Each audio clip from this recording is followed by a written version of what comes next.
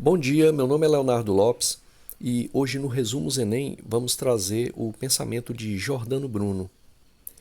Giordano Bruno não é um autor que caia diretamente em questões do Enem. Pelo menos eu não conheço nenhuma questão que tenha trazido de forma direta. Mas indiretamente ele contribui num sentido interdisciplinar para o entendimento de várias áreas relacionadas, por exemplo, com a história e as ciências humanas, assim como a filosofia. E é justamente nesse sentido que trazemos o pensamento dele, por justamente ser um pensamento muito rico no sentido interdisciplinar, não somente entre as ciências humanas, mas também com o advento da ciência renascentista e a ruptura com a cosmovisão anterior, que era a medieval, preparando assim terreno para o iluminismo, para a revolução científica, para a revolução industrial que ocorrerão alguns séculos depois. Então, é nesse sentido que trazemos aqui o diagrama. Esse diagrama ele ficou um pouco extenso porque justamente Giordano Bruno atuou em diferentes frentes. Então, sugiro que se você estiver vendo por uma tela pequena, como de smartphone, seria interessante dar um print e verificar numa tela maior para poder fazer os seus estudos. Então vamos diretamente aqui ao diagrama. Ele tem várias cores. A primeira cor é a cor roxa e fala do contexto histórico. Então vamos acompanhando aí pela cor roxa. Primeiramente, Renascimento. Giordano Bruno é um homem do século XVI, é um homem do humanismo e do Renascimento, justamente nesse contexto de redescoberta do pensamento clássico greco-romano. Ainda no gráfico, na cor roxa, a Revolução Científica.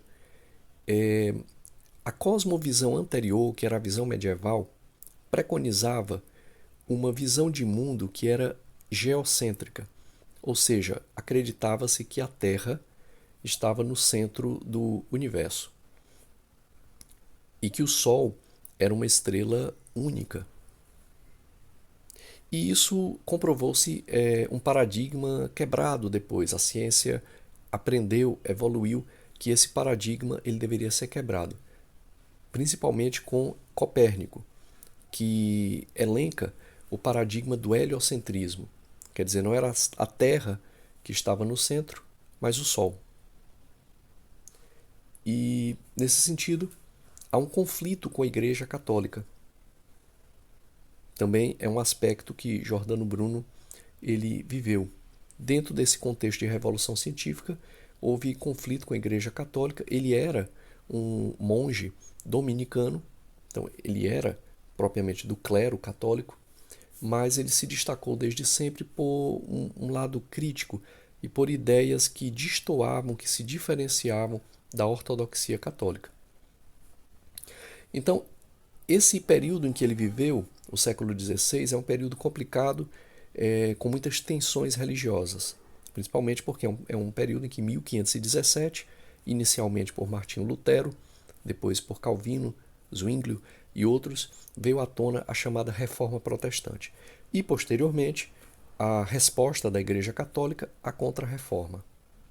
Então, nesse século, a Inquisição Católica, o julgamento católico acerca daqueles que destoavam da ortodoxia católica ficou mais acirrado. Tanto é que em 1600, com pouco mais de 50 anos de idade, Giordano Bruno vai ser julgado pela Inquisição Católica e condenado a morrer na fogueira em Roma no ano de 1600. Essa foi a morte dele, ele morreu queimado numa fogueira por suas ideias que destoavam e que justamente ficou mais acirrado por conta desse processo de tensões religiosas que foi muito forte dentro do século XVI.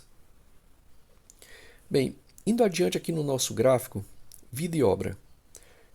Então ele nasceu na Itália, numa cidade chamada Nola, em 1548.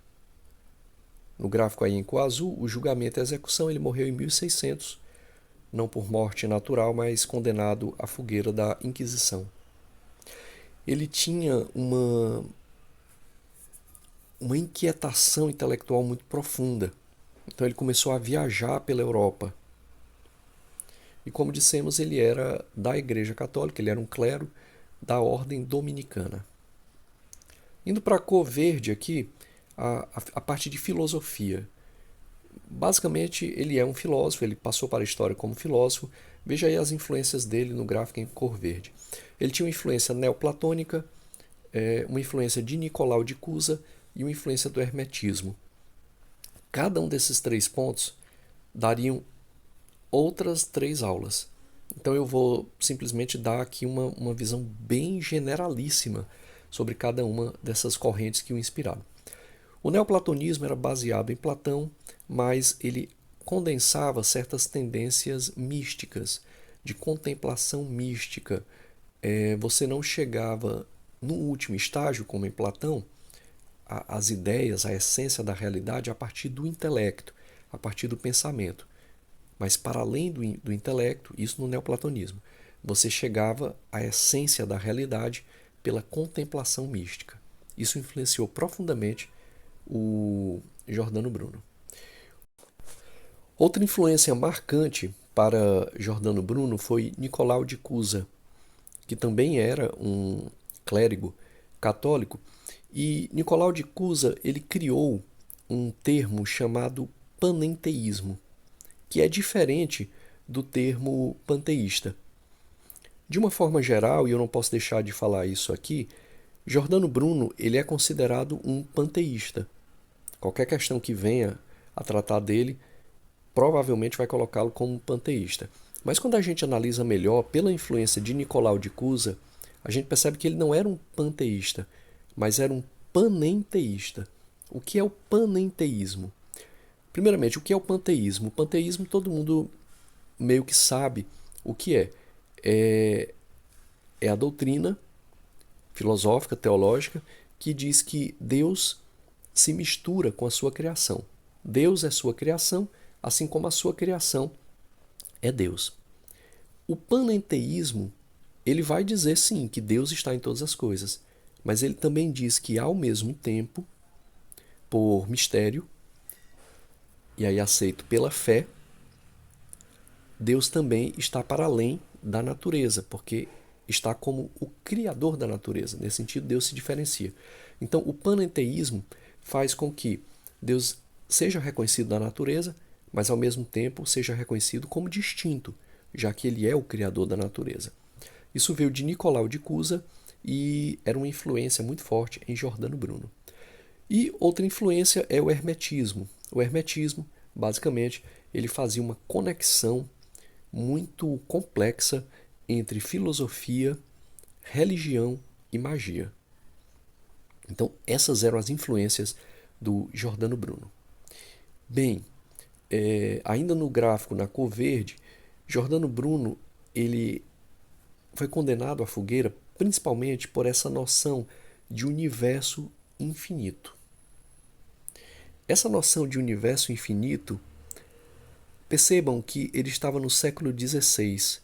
Essa é uma noção que somente no século XX, com a filosofia, com a ciência, a física quântica de Albert Einstein, vem a ganhar contornos mais elaborados, principalmente a partir de Einstein. Um pouco antes, mas mais fortemente a partir de Einstein, de que o universo é infinito, de que ele está em constante expansão. Vejam que a partir da especulação, a partir do pensamento, a partir da razão, Giordano Bruno chegou a essa ideia ainda no século XVIII. Desculpa, ainda no século XVI, nos anos 1500. Vejam, muitas vezes se diz que a condenação da Igreja Católica por doutrinas heréticas, ou seja, doutrinas que se diferenciam da ortodoxia católica, vem por uma rejeição ou da Igreja Católica como instituição ou como das Sagradas Escrituras. É fato.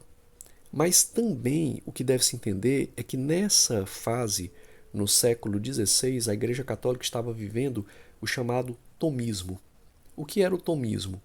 Tomismo, advindo da escolástica católica, era o fato de pensadores, e principalmente São Tomás de Aquino, ter elaborado uma filosofia que partia muito mais da observação das particularidades da natureza, alterando o pensamento que antes era de base platônica agostiniana. Então Tomás de Aquino ele se baseia muito fortemente não mais em Platão, como Santo Agostinho, mas agora Tomás de Aquino se baseia em Aristóteles e em todo aquele tratamento diferenciado que Aristóteles deu para com as coisas particulares, para com as coisas empíricas, mostrando que a substância das coisas está nas próprias coisas e no mundo. Então, é um pensamento que é muito fortemente baseado em Aristóteles. Então, negar Aristóteles era tão prejudicial quanto negar as Sagradas Escrituras, porque ele estava se negando a base filosófica e racional da Igreja Católica, que era o tomismo aristotélico. Quando Giordano Bruno diz que o universo é infinito, ele está rejeitando Aristóteles. E isso lhe trouxe muitos problemas que culminaram em 1600 na sua morte pela fogueira, pela Inquisição. Panteísmo já falamos, na verdade esse não é um termo, claro, é o termo mais comum aceito para Giordano Bruno. Se cair numa prova, você tem que atentar para ele. Mas na verdade, como eu disse, é um termo mais refinado que vem de Nicolau de Cusa, que é o panenteísmo, já explicado aqui. Continuando no nosso gráfico, indo aqui para cor laranja, ciência e cosmologia, veja que Giordano Bruno ele faz uma defesa do heliocentrismo. Ou seja, o paradigma da Idade Média era o geocentrismo, a Terra no centro do universo. Mas, a partir da Renascença, da volta aos valores greco-romanos, da emergência de princípios do que viria a ser a ciência moderna, percebeu-se que não era a Terra o centro do universo, mas o próprio Sol. E, nesse sentido, é onde há aí, está aí no gráfico na cor laranja, a crítica ao geocentrismo. Ainda na cor laranja, múltiplos mundos habitados. Isso eu acho fantástico dentro do pensamento de Giordano Bruno. Porque vejam, até antes dele, claro que já haviam pessoas falando, mas ele aqui elabora de uma forma muito concisa. Então, nesse sentido que eu falo até antes dele, o pensamento cosmológico ele preconizava que a Terra era o centro do universo e que havia um Sol. Giordano Bruno, a partir da especulação e da razão, ele vai dizer que o Sol ele não é o astro-rei, mas ele é, digamos assim, o astro principal do nosso sistema solar.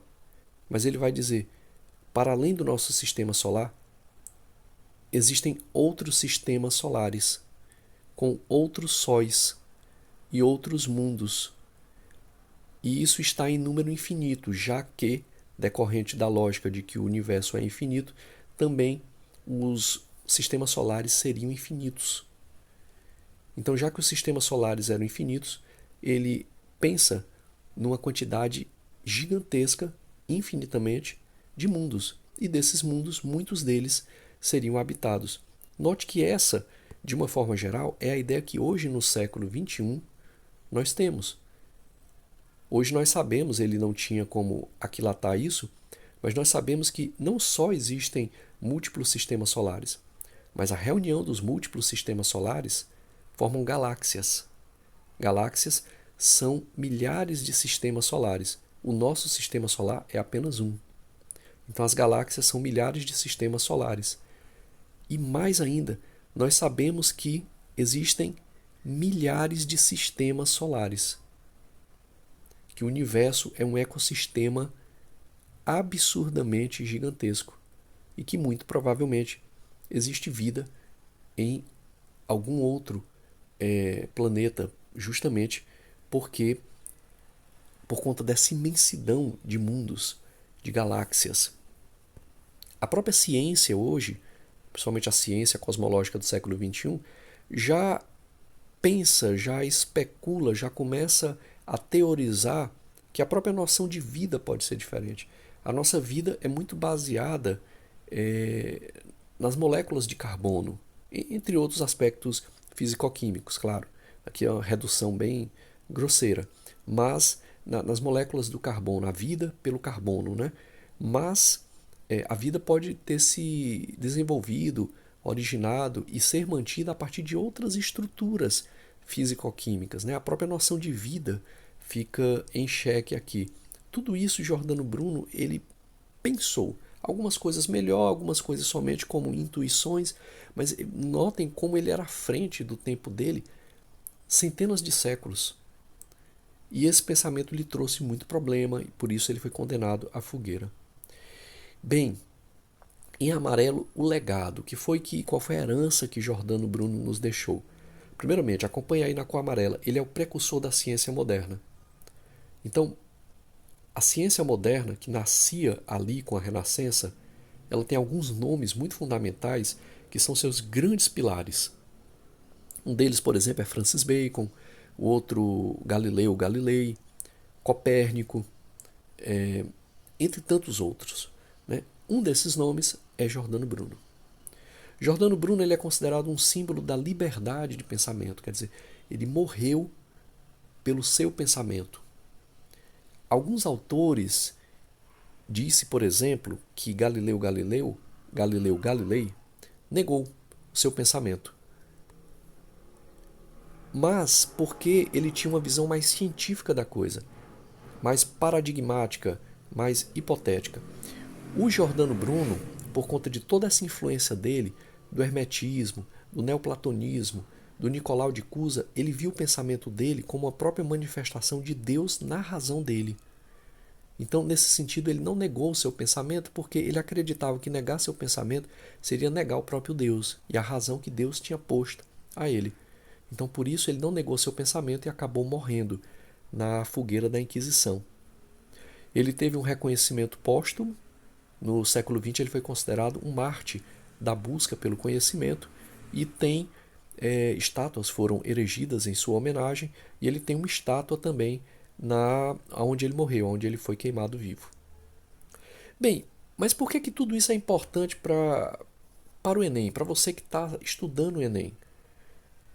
Já explicamos um pouco no começo desse vídeo, dessa aula, mas basicamente a importância está dentro das ciências da natureza.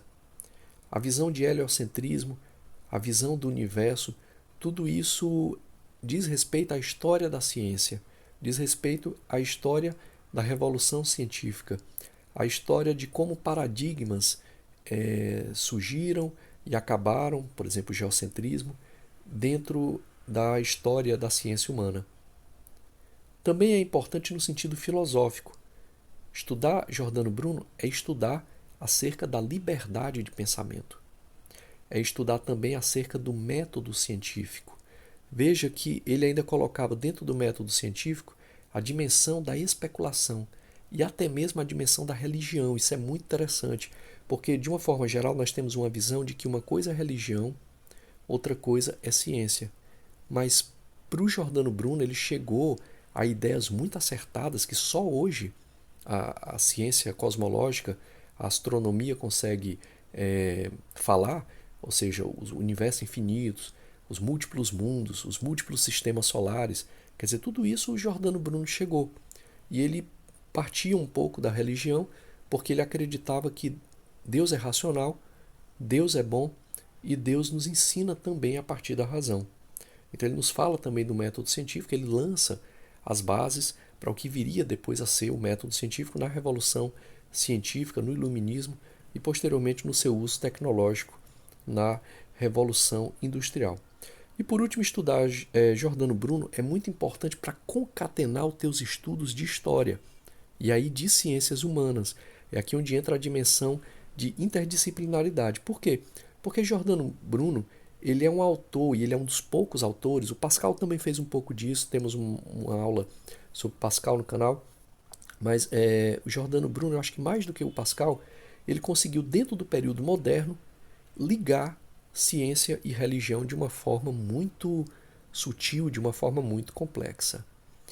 Bem, pessoal, essa foi a nossa aula de hoje. Ela ficou um pouco extensa, porque é um pensamento interessantíssimo, ele é pouco visto, até mesmo em faculdade, cursos de humanidades. Giordano Bruno é um autor muito pouco tratado, mas ele é um autor que conecta com várias áreas, com ciência, com humanismo, com teologia, é, com filosofia, estritamente falando, e por isso ele é importante para o Enem. Se você gostou, eu peço que deixe um like, que se inscreva no canal e bons estudos para todos.